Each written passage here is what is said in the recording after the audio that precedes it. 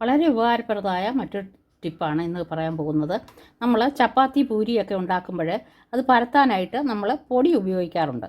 ആ പൊടി നമ്മൾ എന്നും കുറച്ച് പൊടിയെടുത്ത് ആ പൊടി ബാക്കി വരുന്നത് നമ്മൾ സാധാരണ കളയാറുണ്ട്.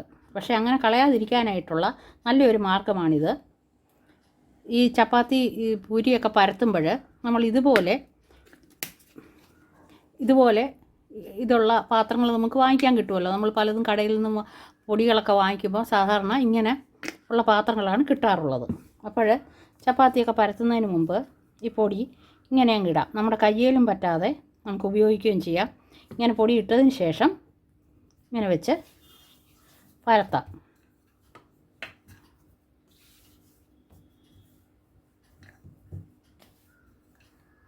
പൊടി വേണ്ടിയപ്പോൾ നമുക്കിങ്ങനെ ഇടുകയും ചെയ്യാം. ബാക്കി വരുന്ന പൊടി ഒന്നുകിൽ വെളിയിൽ ഇങ്ങനെ അടപ്പുള്ളതാണ് നമ്മൾ ഉപയോഗിക്കുന്നെങ്കിൽ നമുക്ക് വെളിയിൽ വെച്ചിരുന്നാൽ കുഴപ്പമില്ല. അഥവാ ഇങ്ങനെ അടപ്പില്ലാത്തത് എന്ന് പറഞ്ഞാൽ സാധാരണ ഇങ്ങനെ ഒരു അടപ്പെടുത്തതിന് ശേഷം നമ്മൾ കമ്പിയോ എന്തെങ്കിലും ചൂടാക്കി അതിൽ ഹോൾസ് ഇടുകയാണെങ്കിലും നമുക്ക് ഇതേപോലെ ഉപയോഗിക്കാം. അങ്ങനെ ഉപയോഗിക്കുകയാണെങ്കിൽ നമ്മളിത് ഫ്രിഡ്ജിൽ വെക്കുന്നതാണ് നല്ലത്. ഈ പാത്രത്തോടെ ഫ്രിഡ്ജിൽ വെക്കുന്നതാണ് നല്ലത്. ഇങ്ങനെ അടയ്ക്കാൻ പറ്റുന്ന രീതിയിലുള്ളതാണെങ്കിൽ നമ്മളത് വെളിയിൽ വെച്ചിരുന്നാൽ കുഴപ്പമില്ല. അപ്പോൾ വളരെ എളുപ്പത്തിൽ തന്നെ നമുക്ക് പൊടി ഇടാനും എളുപ്പമാണ്, ബാക്കി സൂക്ഷിക്കാനും എളുപ്പമാണ്.